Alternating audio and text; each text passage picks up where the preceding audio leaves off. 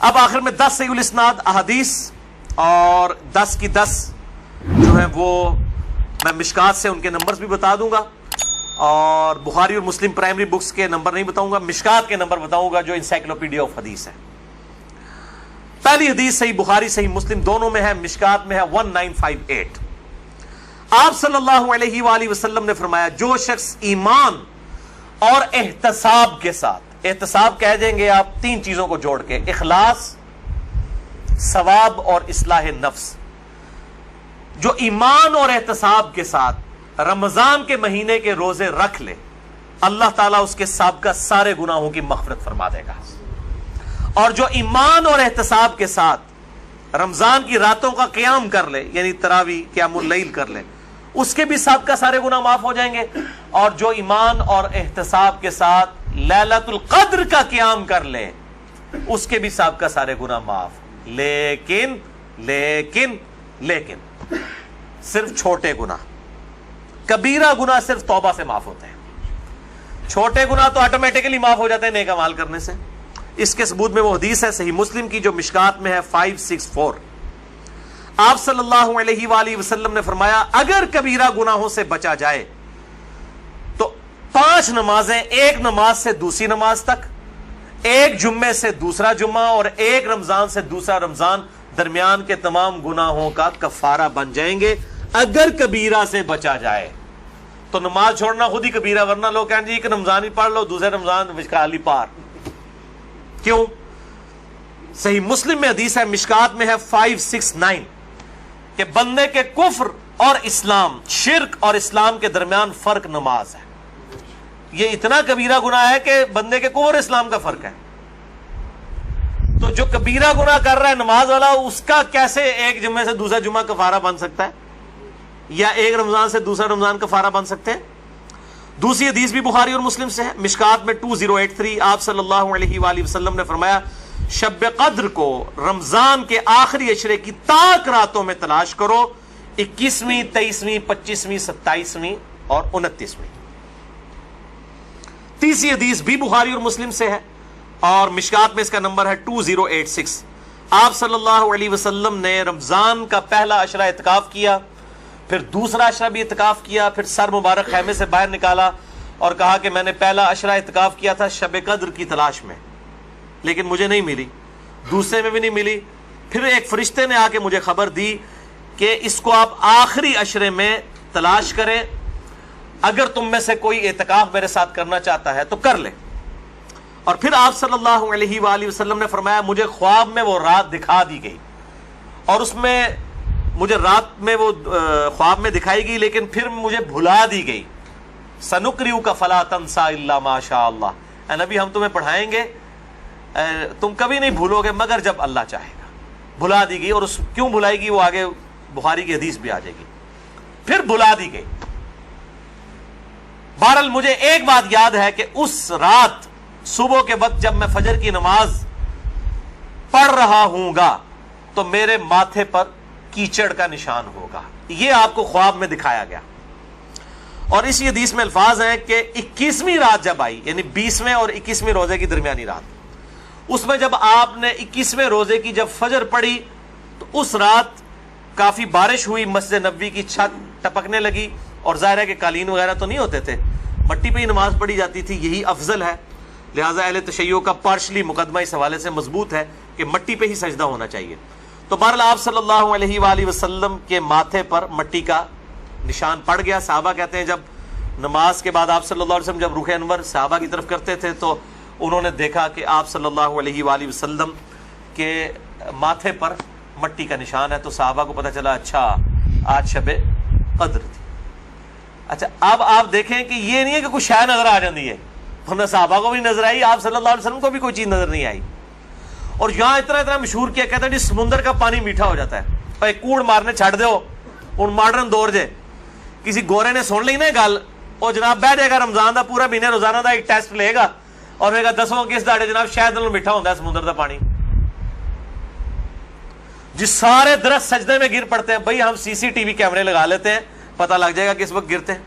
یہ سب جھوٹ ہے، کسی روایت کے اندر موجود نہیں ہے، بس صرف آپ نے قیام کرنا ہے رات کا، کوئی ایک رات اس میں ہوگی. اسی لیے دیکھیں یہ فکس بھی نہیں کر کے بتائی گئی کہ فلاں ہے, کہا گیا 5 ہیں, 21ویں, 23ویں, 27ویں, 25ویں, 27ویں اور 29ویں. چوتھی حدیث صحیح مسلم سے عبداللہ بن انیس کی, مشکات میں 2087. اس میں بھی یہ پورا واقعہ ہے, لیکن اس میں الفاظ یہ ہیں, آپ دوسرے صحابی کہتے ہیں کہ وہ 23ویں شب تھی. ابو سعید خدری کہہ رہے ہیں وہ 21ویں تھی کیچڑ والی, اور عبداللہ ابن انیس کہہ رہے ہیں وہ 23ویں تھی. لیکن یہی دو اختلاف آ گئے.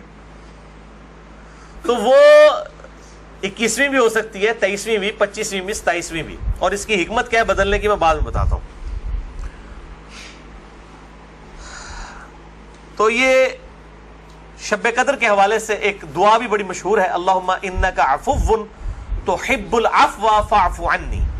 یہ روایت مشکات میں بھی موجود ہے 2091, اور جامع ترمذی اور سنن ابن ماجہ میں موجود ہے. لیکن یہ روایت منقطع ہے. وہ تابعی جو ہے عبداللہ بن بریدہ, اس کا سماع اما عائشہ سے ثابت نہیں ہے. شیخ البانی سے حسن درجے تک پہنچاتے ہیں. بہرحال دعا کے بارے میں میرا موقف یہ ہے, چاہے کوئی ضعیف روایت بھی ہو, اگر کوئی دعا کے طور پہ اسے کر لے تو میں اس کے اوپر کوئی فتوی والا معاملہ نہیں کرتا. امام دارقطنی نے بھی یہ بات لکھی ہے کہ یہ منقطع روایت ہے. اللہم انک عفو تحب العفو فاعف عنی. 5ویں حدیث صحیح مسلم سے ہے, مشکات میں ہے 2088. سیدنا ابی ابن کعب کو کسی نے بتایا کہ عبداللہ ابن مسعود کہتے ہیں رضی اللہ تعالیٰ عنہ کہ جو شخص روزانہ آخری پہر جاگے گا تہجد کے وقت تو وہ شب قدر پا لے گا. اب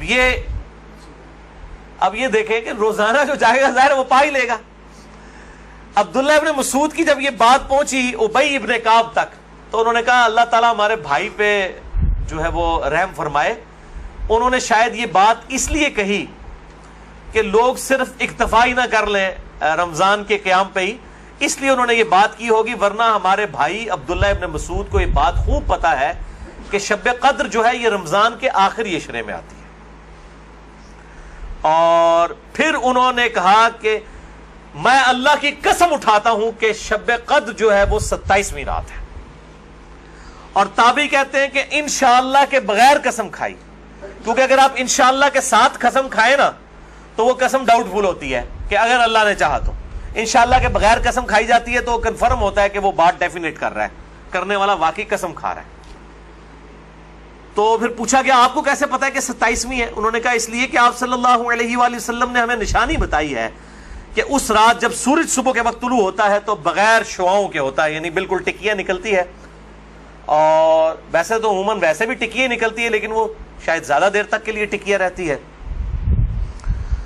اب حالانکہ باقی روایتوں کے اندر 21ویں 23ویں بھی آیا ہے, اور یہ قسم اٹھا کہہ رہے 27ویں, تو اس سے مراد پھر تطبیق یہ ہوگی کہ جو انہوں نے پائی ہے وہ اس سال 27ویں کو آئی ہوگی, ورنہ تو یہ بدلتی رہتی ہے. 6ٹھی حدیث صحیح بخاری سے, مشکات میں 2095, کہ آپ صلی اللہ علیہ وآلہ وسلم شب قدر کا دن بتانے کے لیے کہ آپ کون سی رات کو یہ آئے گی باہر تشریف لائے, تو 2 مسلمان آپس میں جھگڑ رہے تھے. یہ جھگڑنے کی نحوست دیکھیں. آپ صلی اللہ علیہ وسلم بھول گئے اور آپ نے فرمایا کہ مجھے اللہ نے بتائی تھی وہ رات, لیکن پھر مجھے بھلا دی گئی. سنقرئک فلا تنسى الا ما شاء اللہ. اور پھر آپ نے فرمایا کہ اس وجہ سے بھلائی گئی کہ یہ 2 مسلمان آپس میں جھگڑ رہے تھے, اور پھر کہا ہو سکتا ہے کہ اللہ کی اسی میں بہتری ہو. یہ بھی ساتھ کہہ دیا, ورنہ انہوں 2 مسلمانوں نے لوگ قیامت تک کوستے رہتے. بھائی اللہ نے بتانا ہوتا تو بعد میں بتا سکتے, اللہ کے لیے تو کوئی مسئلہ نہیں تھا. اسی میں بہتری ہو, اور یہ واقعی بہتری ہے. اور پھر فرمایا اب تم اسے 21ویں 23ویں اور 25ویں میں تلاش کرو. اب یہاں 27ویں 29ویں کا ذکر کوئی نہیں ہے, وہ الگ سے حدیث میں. تو حکمت یہ ہے بیسیکلی اس کو ڈیفرنٹ کرنے میں, تاکہ لوگ یہ پورا عشرہ جو ہے وہ اہتمام کریں. دوسرا لوگ کہتے ہیں جی جس رات میں قرآن نازل ہوا تھا وہ ہوگی تو کوئی ایک ہی رات نا, یا 21ویں ہوگی. یہ تو نہیں ہے کہ 14 اگست اس دفعہ جو ہے 14 اگست کو آئے تو اگلی دفعہ 14 اگست جو ہے وہ 21 اگست کو آ جائے, اس طرح تو نہیں ہوگا. 14 اگست تو 14 اگست کو ہی آئے گا.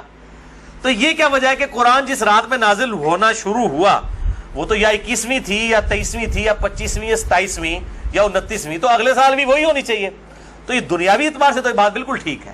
لیکن جب اللہ تعالیٰ نے اس کی سیلیبریشن اس طرح کر دی ہے کہ اس سال میں اس کی سیلیبریشن کروں گا 21ویں کو, اگلے سال 23ویں کو, اس سے اگلے سال 27ویں کو, اس سے اگلے سال پھر شاید 21ویں کو ہو جائے, پھر کبھی 29ویں کو, تاکہ یہ روٹیٹ کرتی رہے, مسلمانوں کا شوق برقرار رہے. اس میں نظر کچھ نہیں آنا ہوتا, بس قیام کرنا ہوتا ہے. اللہ تعالیٰ 82 سال کی عبادت کا ثواب لکھ دے گا. اور اس کا آسان طریقہ میں آپ کو اینڈ پہ 2 حدیثیں بتا دوں گا سست الوجود لوگوں کے لیے انشاءاللہ میرے جیسے. 7ویں حدیث بھی بخاری اور مسلم دونوں میں ہے, مشکات میں 2090. اما عائشہ کہتی ہیں کہ جب رمضان کا آخری عشرہ ہوتا تو آپ صلی اللہ علیہ وسلم عبادت کے لیے کمر بستہ ہو جاتے, خود بھی راتوں کو جاگتے اور اپنے گھر والوں کو بھی جگایا کرتے. اللہ تعالی ہمیں بھی اس سنت پر عمل کرنے کی توفیق عطا فرمائے, آمین. 8ویں حدیث صحیح مسلم سے ہے, مشکات میں 2089. اما عائشہ رضی اللہ تعالیٰ عنہ کہتی ہیں کہ آپ صلی اللہ علیہ وسلم جس قدر رمضان مبارک کے آخری عشرے میں عبادت اور سخاوت والا معاملہ کرتے تھے, پورا سال کبھی ایسا نہیں کرتے تھے, اس آخری عشرے میں خصوصاً. 9ویں حدیث تو ہے ہی بالخصوص پرٹیکولرلی اعتکاف کے حوالے سے, اور اعتکاف بھی بیسیکلی شب قدر کی تلاش کے لیے ہوتا ہے. کم از کم 10 دن مسجد میں ٹکا تو رہے گا نا, چلو ستے ہی لب گئی مسجد ہی تو مل جائے گی نا انہوں شب قدر, اور کوئی نہیں تو لوگ فجر اور عشاء کی نماز ہی جماعت سے پڑھا دیں گے. خراٹے لے رہے ہوں تو اعتکاف والوں کی تو ویسے ہی شام دائی ہوتی ہے بیچاروں کی, اعتکاف والوں کو تو رات کو بھی نہیں سونے دیتے, اور درس بھی مجبوراً بیچارے اعتکاف والوں کو ہی سننا پڑتا ہے. تو بخاری اور مسلم میں حدیث ہے, مشکات میں 2097. اما عائشہ رضی اللہ تعالیٰ عنہ کہتی ہیں کہ آپ صلی اللہ علیہ وسلم رمضان کے آخری عشرے کا اعتکاف فرمایا کرتے تھے یہاں تک کہ آپ کی وفات ہو گئی. ہر سال اعتکاف کرتے تھے آپ صلی اللہ علیہ وآلہ وسلم. یہ سنت موقدہ کفایہ ہے, چند لوگ کر لیں تو باقیوں کی طرف سے ادا ہو جائے گی. اور پھر آپ صلی اللہ علیہ وسلم کی وفات کے بعد آپ کی بیویاں بھی مسجد نبوی میں اعتکاف کیا کرتی تھی. لیکن اسی کانٹیکسٹ میں بخاری مسلم میں حدیث ہے, ایک دفعہ آپ صلی اللہ علیہ وآلہ وسلم نے جو ہے وہ مسجد نبوی میں اعتکاف کے لیے خیمہ لگایا. کسی ایک بیوی نے آ کے خیمہ لگایا, پھر دوسری نے بھی وہ سوکن والا سلسلہ کرتے کرتے کئی خیمے لگے. آپ نے ساروں کے کھڑوا کے اپنا بھی کھڑوا دیا. اس سال آپ نے اعتکاف ہی نہیں کیا. پھر آپ نے اگلے سال صحیح بخاری میں آتا ہے 20 دن کا اعتکاف کیا, اور وہ آپ کا آخری سال تھا. تو آپ نے اعتکاف ہی نہیں کیا کہ یہ یعنی اللہ کی رضا کی خاطر اعتکاف کیا جائے, نہ کہ میری وجہ سے کہ میرے ساتھ ایک بیوی اعتکاف بیٹھی ہے پھر دوسری بھی, سب کے خیمے. اس سے یہ بات پتہ چلی کہ مسجد نبوی میں اعتکاف عورتیں کیا کرتی تھی, اور مسجد میں اعتکاف آج بھی مسجد نبوی میں اور بیت اللہ شریف میں اعتکاف ہوتا ہے. بل اس حوالے سے میرا موقف تھوڑا اب لینیٹ ہو چکا ہے. اب جو پرفتن دور ہے جس کے اندر یہ موبائل کیمرے اور ویڈیوز اور سیکیورٹی تقریباً ختم ہو چکی ہے مسجدوں کی, اس صورتحال میں اگر عورتیں گھروں میں اعتکاف کر لیں تو اجتہاداً اس میں بھی کوئی حرج نہیں ہے, کیونکہ مسجدیں جو ہے آج کل عورتوں کے اعتکاف کے اعتبار سے خطرے سے خالی نہیں ہے. جیسا کہ یہ موبائل فون ہے, اور لوگوں کی اگلے دن بھی اخبار میں خبر آئی تھی, وہ تصویر کسی کی چڑھا دی, اس طریقے سے اس عورت نے خودکشی کر لی. اس قسم کے واقعات ہوتے ہیں. لہٰذا اس میں میرا خیال ہے حدیث جو سختی کرتے ہیں وہ نہیں کرنی چاہیے. حنفیوں کا موقف مجھے مضبوط لگتا ہے, خصوصاً اس دور کے اعتبار سے. میں حرام نہیں کہہ رہا, مسجد میں بیٹھنا بہتر ہے, مسجد نبی شریف میں جہاں پہ سیکیورٹی ہے بیٹھیں, لیکن ہمارے ملک کے اندر میں نہیں سمجھتا کہ سوائے چند ایک جگہوں کے اس طرح کی سیکیورٹی اویلیبل ہو. جہاں پہ ہو ضرور کریں, لیکن عورت نفلی روزہ اور اعتکاف اپنے خاوند کی مرضی کے بغیر نہیں کر سکتی, ذرا یہ ذہن میں رکھیے گا. 10ویں حدیث جامعہ ترمذی میں ہے, سنن نبی داؤد میں ہے, سنن ابن ماجہ میں, مشکات میں 2102. انس ابن مالک کا بیان ہے کہ آپ صلی اللہ علیہ وسلم رمضان کے آخری 10 دن میں اعتکاف فرمایا کرتے تھے, لیکن ایک سال نہ کر سکے تو اگلے سال 20 دن کا اعتکاف فرمایا. وہ ایک سال وہ بیویوں کی وجہ سے ہی نہیں کیا. اور صحیح بخاری میں 2099 نمبر حدیث ہے کہ جس سال آپ کی وفات ہوئی یہ 20 دن والا اعتکاف آپ صلی اللہ علیہ وآلہ وسلم نے اس سال کیا تھا جس سال آپ کی وفات ہوئی. اور اس بخاری کی حدیث میں الفاظ ہیں کہ اس سال پھر جبرائیل علیہ السلام کے ساتھ 2 دفعہ دورہ قرآن کیا. اور بخاری مسلم میں آتا ہے نا, جو سیدہ فاطمہ کے کان میں ایک بات کہی تھی کہ اس سال میرے ساتھ 2 دفعہ دورہ کیا جبریل نے, مجھے لگتا ہے کہ میری موت کا وقت قریب آ چکا ہے. تو وہ رو پڑی, اور پھر ایک اور بات کہی کہ تم جنتی عورتوں کی سردار ہو, تو وہ مسکرا پڑی. تو آپ صلی اللہ علیہ وآلہ وسلم کے ساتھ اس آخری اعتکاف میں 2 دفعہ دورہ قرآن حضرت جبرائیل نے کیا, الحمدللہ. یہ تلک عشرۃ کاملہ 10 پوری ہوئی. اب آخری 2 حدیثیں شارٹ کٹ گفٹ کے طور پر شب قدر کا آسان قیام پانے کے لیے. پہلی حدیث صحیح مسلم سے ہے 1491 اور مشکات میں بھی ہے 630. सैयदुना उस्मान इब्न अफ़्फ़ान रज़ियल्लाहु ताला अन्हु अलैहिस्सलाम कहते हैं कि नबी सल्लल्लाहु अलैहि वसल्लम ने फरमाया, जिस शख्स ने इशा की नमाज जमात से पढ़ ली गोया उसने आधी रात का क़याम किया, और फिर जिसने फजर की नमाज भी जमात से पढ़ ली गोया उसने पूरी रात का क़याम किया। अल्लाहु अकबर कबीरा वल्हम्दुलिल्लाहि कसीरा व सुब्हानल्लाहि बुकरतन व असीला। और यार ऐसे कर सकते हैं ना कि रमजान के आखिरी इशरे में पूरे इशरा कर लो तो जुफ्त आगदा भी रोला बन जाता है इतने चांदी वजह ना। पूरा रमजान ही एहतमाम करें, पूरा साल ही एहतमाम करें, फजर और इशा जमात के साथ और कोई रकत फौत ना हो। अगर एक रकत भी फौत होगी तो वो पाकिस्तानी इंडिया बांग्लादेश वाली जमात है। अल्लाह के हुजूर वो जमात नहीं लिखी जाती। जमात उसी सूरत में है कि आपकी चार की चार रकतें इमाम के साथ हो, सलाम इमाम के साथ आप फेरेंगे। तो यानी इमाम के रुकू में जाने से पहले पहले आप क़याम की हालत में उसके साथ मिल जाए सूरह फातिहा पढ़ के, तो आपको वो चारों रकतें मिलेंगी और फजर की 2 रकतें उस सूरत में। तो इशा की नमाज आधा क़याम और फजर की भी, और रमजान में तो वैसे ही उठना होता है, बड़ा आसान है अल्हम्दुलिल्लाह। दूसरी हदीस जामिया तिरमिज़ी में है 806, सुन्न इब्न माजा में 1327, तिरमिज़ी में 806। ये वाहिद हदीस है आज के पूरे लेक्चर में जो मिशकात में मौजूद नहीं है। मैंने तिरमिज़ी और इब्न माजा का नंबर बता दिया। अबू ज़र ग़िफ़ारी रज़ियल्लाहु ताला अन्हु कहते हैं कि नबी सल्लल्लाहु अलैहि वसल्लम ने फरमाया, जो शख्स इमाम के साथ क़यामुल लैल कर ले रमजान में, यहां तक कि इमाम सलाम फेर कर फारिग हो जाए, यानी तरावी पढ़ाने के बाद, तो उसे पूरी रात के क़याम का सवाब मिलेगा। अगर कोई अकेला तरावी पढ़ता है उसके लिए फजीलत नहीं है ये। जो इमाम के साथ तरावी पढ़ लेना इशा के साथ ही, उसको पूरी रात के क़याम का सवाब मिलेगा। अच्छा, ये जमात की जहां पे बातें हो रही हैं यहां पे औरतों को इस्तिस्ना हासिल है। औरतों के लिए वाजिब नहीं है कि मस्जिद में जाएं, चली जाएं, अगर कर सकती है तमाम जरूर करें। उनको घर में भी अल्लाह ताला इंशाअल्लाह ताला इस हवाले से सवाब अता फरमा देगा। हुज़ूर औरतें पूछ रहती हैं जी हम कहां से ये जमात, हम ये आसान तरीका, तो औरतों के लिए फिर इस हवाले से आसानी होगी इंशाअल्लाह ताला। तो क़यामुल लैल और तरावी के हवाले से मसला नंबर मेरा 20 है, वित्र के हवाले से मसला नंबर 130 है, और आज इंशाअल्लाह ये न्यू 44 शब कद्र शब बरात के हवाले से रिकॉर्डेड हो गया अल्लाह के फजल से। रमजान का ऑलरेडी 53 है, लेकिन मैं इंशाअल्लाह अगले 2 हफ्तों में उसे 2 नशिस्तों में रिवाइज करके रिकॉर्ड करवा रहा हूं इंशाअल्लाह डिटेल के साथ, 53A और 53B मसला के उन्वान से इंशाअल्लाह ताला। और इन ताक रातों में सलातुत तस्बीह का भी एहतमाम करें।